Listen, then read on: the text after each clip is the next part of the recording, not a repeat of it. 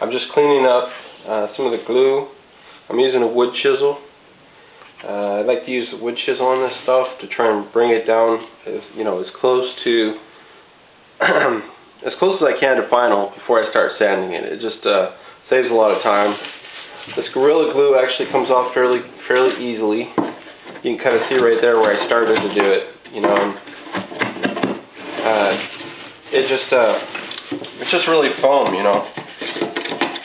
Stuff kind of comes off pretty quick, and yeah, so that gets it down pretty close. You can see already it's pretty close right there to where it needs to be. Just a time saver. Saves money also on sanding discs as well. And you can kind of see that. Let me see if I can kind of bring it up here. You can see that I've got 6 strips right here. They're about a 1/16 of an inch, maybe a little bit over a 1/16 of an inch in width. And the width itself is, the width that you can get away with is a function of the bend radius, the minimum bend radius that you have on the fishing net, and I'm finding that 1/16 of an inch really works pretty good, but it does require you to have multiple strips here. There's 6 total here, and that kind of allows you to do these kind of bends that are like I'm showing here without steam bending also, which I tried steam bending with these things and didn't have success with that, at least not with the walnut. The maple seemed to bend a lot better, but walnut, no matter what I did with thicker than a 1/16 of an inch, I ended up cracking it with walnut.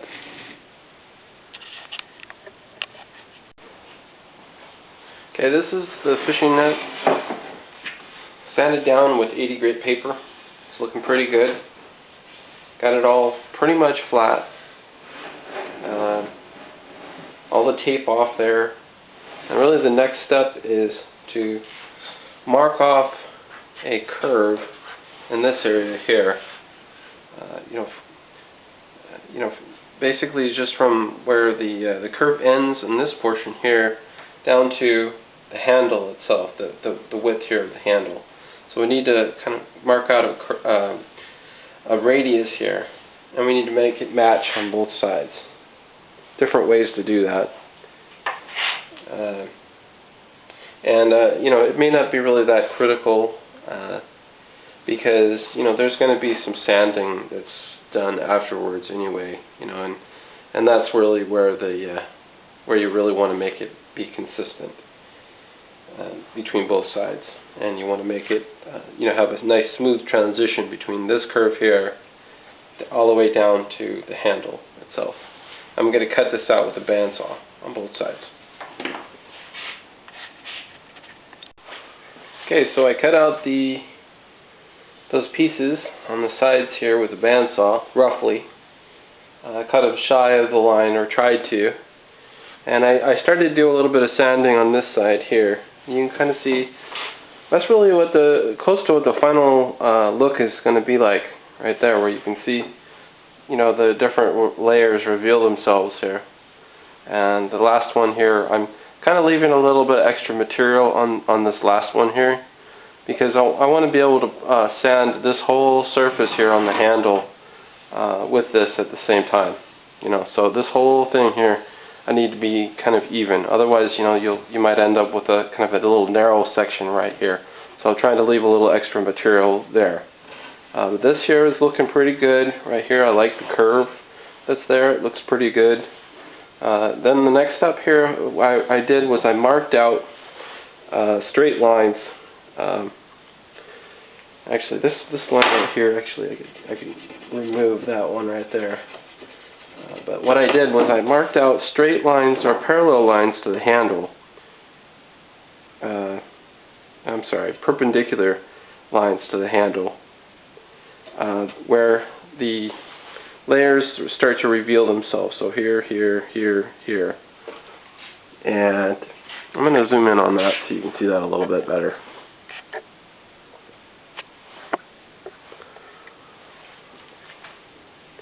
Yeah, so perpendicular lines here, here, here, here, showing the layer transitions. And what I want to do is make those match on the other side. You can see right now they don't match. They're quite a bit different between the two sides, but I want to get them to match. I'm going to do that by sanding down the material carefully, trying to follow the line, as closely as I can until we get to these little perpendicular lines here.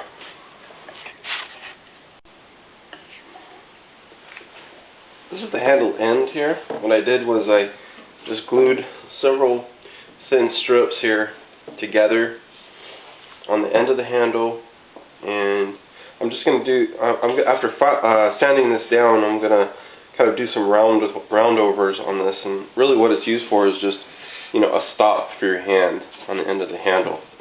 Before I start to sand it, what I like to do is I like to hit it with a wood chisel, just to kind of get the majority of the glue and some of the wood off, get it kind of leveled out, take off the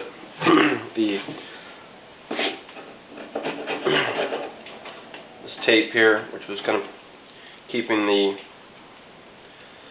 clamps from getting permanently stuck to the wood. And I'll just kind of file it down as best I can, and then I'll hit it with some sandpaper.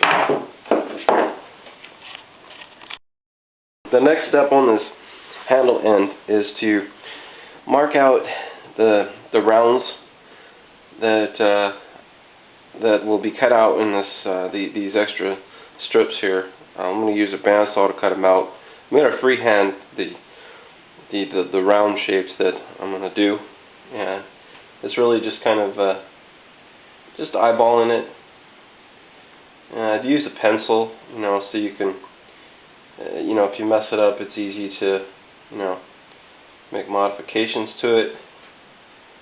And the idea is just to, put a round on it, make it look reasonable.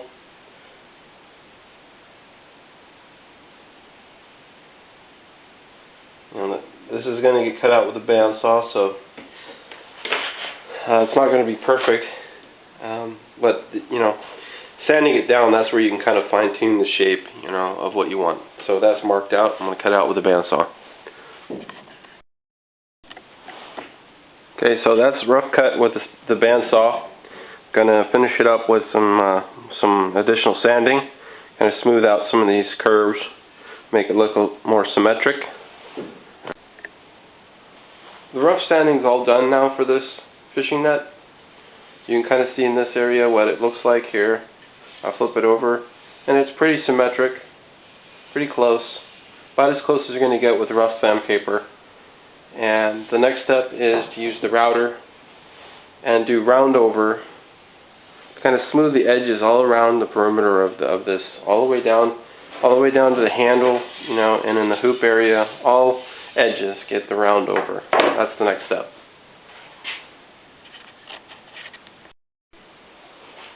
Got the router table set up with a 1/4-inch round over bit, and I always test it out on just an old scrap piece of wood, to see where it's at, see if it's lined up okay. This, I don't know if it's going to come across very well. That right there is what it's going to look like right there. The idea is to lay the fishing net over the router table, and then hit each edge, so both the inside edges, the outside edges, around here, over on the other end of the handle, just hit every sharp edge and round them over. This is a fishing net with the roundovers made, and it turned out really good. I really like this. If I can show this pattern here on the kind of at this end of the handle right here. You get the kind of the layering effect here of the 6 different strips that were used. So you get a layering effect this way, and you get a layering effect from the roundover as well. I'm not really sure if you can see that very well. Maybe right there. And it looks really good. What I did here was I took a piece of strip material, laying it flat on the table, and made some marks on the strip here. I'm going to zoom in so you can see it a little better. Right there. So this is the strip right here. Made 1.5 inch marks while it's laying flat. Then, clip the strip onto the hoop, with a couple of clamps, and then you take the pencil and you scribe out some marks on these guys.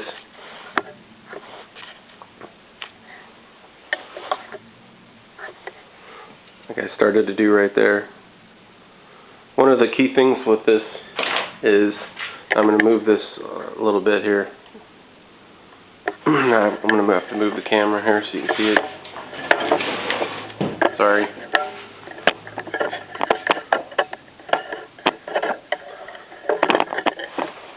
One of the key things with this step is that in this area here, right at the top of the handle, you want to make your last drill hole that you do, so that'll be this guy and this guy. You want to make those guys even.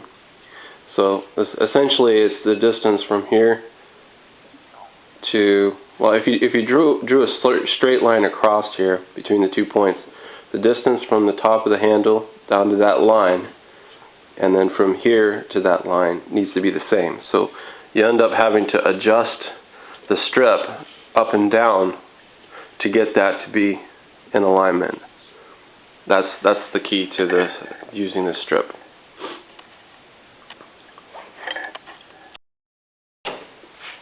In this area right here, I like to start about right here and drill a hole about a 45-degree angle. So you end up with a hole right here and right here if you're keeping it symmetric. What that does is it will kind of tie the net closer in this area. If you drill a hole out here and here, your tie points will be here and here, and the net will want to kind of come straight across. I'll leave a gap right here. So I like to keep the first drill holes down this area as close to the center here as possible, ideally, so that you keep that net right along the hoop, and you don't end up with a big gap down here. And in this step here, I'm going to be routering out a little groove and the outside perimeter of the hoop itself, all the way around. So I've made the marks in the previous step. I can show you those marks. Yeah, there's the first one there, and the other one's on the other side. So I'm going to start the groove just a little bit on this side of where that mark is. That's the mark. So I'm going to start right there. I'm going to go around the entire perimeter of it. And the purpose of the groove is just for the fishing net twine, to give it some place to be hidden inside the hoop. Prevents it from being damaged. This is a tricky step here. It's probably the toughest part of all of it, I think. And there's the setup that I have right there on the router table. It's really just a couple of scrap pieces of wood. There's a 2x2, I'm going to zoom in on it. Yeah, there's a 2x2 right there. There's a 2x4 sitting on top of it that I just screwed in with a couple of screws, some glue, and then I drilled a hole in that 2x4 for a 3/8 inch dowling. That's this guy right here. So drilled a hole right there. I also chamfered this stuff here just so I could see this area down here better. And then down here on the bottom, what I did was I put this dowling in the drill press, and I sanded down the end of this dowling so that it's just a bit smaller than this. What this here is a T-slot router bit, and on the top part of it, it's an 1/8 inch wide router bit, 3/8 inch diameter. So I sanded this part of the doweling down to give me a 1/16 of an inch protrusion of the router bit. So it'll be 1/16 of an inch out and 1/8 inch width, and that's just about what I need to cut the notch here in the hoop right there. So I've got the height for this set, so it'll be in the center of the hoop.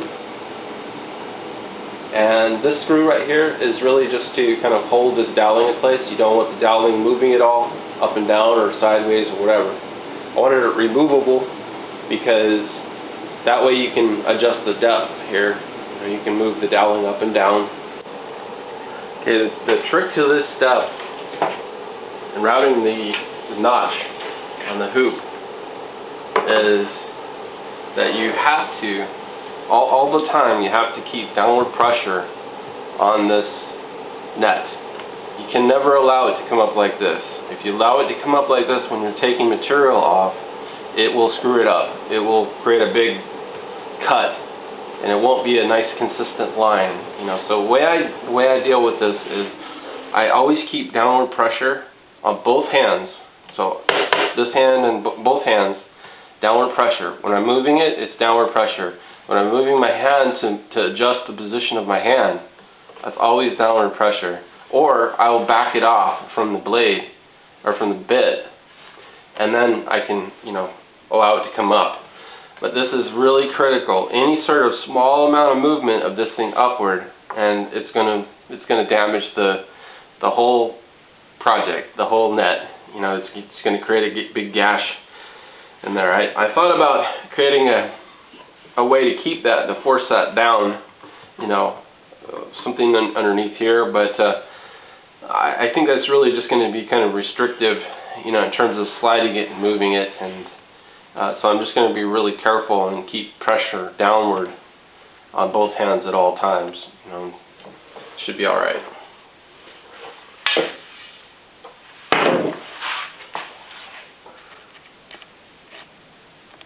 Just got done routing out the notch in the hoop, and it was really just starting at the first mark. Actually, let me just show you the notch right there, so we can get it show up. Yeah, there it is, right there. And really, it's just starting just before the first notch, and our mark, we'll say those scribe marks that we did at 1.5 inch intervals. We start just before that, we go all the way around, and we end up just after the last mark. And the depth is set to about 1/16 of an inch, just enough to recess the twine for the net itself. So the next step is going to be to drill holes in the hoop at each of the scribe marks, or pencil marks that we made. There's one there, there, and you drill inside where the notch is from the previous step through to the inside of the hoop at each of the marks. And I'm going to just use a hand drill for this step. I'm going to be pretty careful and just use a hand drill. I find that that's really all that's needed, is a hand drill if you're careful. And the trick to it, though, is that you want to select a drill bit that is just big enough to fit 2 strands of the twine. So the idea is that you'll have a drill hole, and you'll come through one way with the twine, and then you'll do kind of a loop, form of knots basically on the inside of the hoop. Then you'll fish the twine through that same hole, and then pull it tight. The knot on the other side is going to prevent it from the twine coming back through. But that's why it's important to just set that drill size to be just big enough to fit 2 strands of twine. Okay, you just finished drilling the holes in the hoop for the fishing net twine. There was a total of 47 of them. That will be important later when we make the fishing net itself. You can kind of see let me show it a little closer here. There's a little bit of breakout there on the inside from the drill, but really that's not a problem. It'll be covered up by the fishing net, and what I'd usually do is just hit it with a little, a little sandpaper there to bring that down. So I just got done finished sanding this, and I've got it tied up, getting ready to spray it with some lacquer. And I also added a little detail here, just a little initial right there on the handle, a little customization thing. Yep, it's basically done. Just need to lacquer it, and then it's on to making the fishing net for it.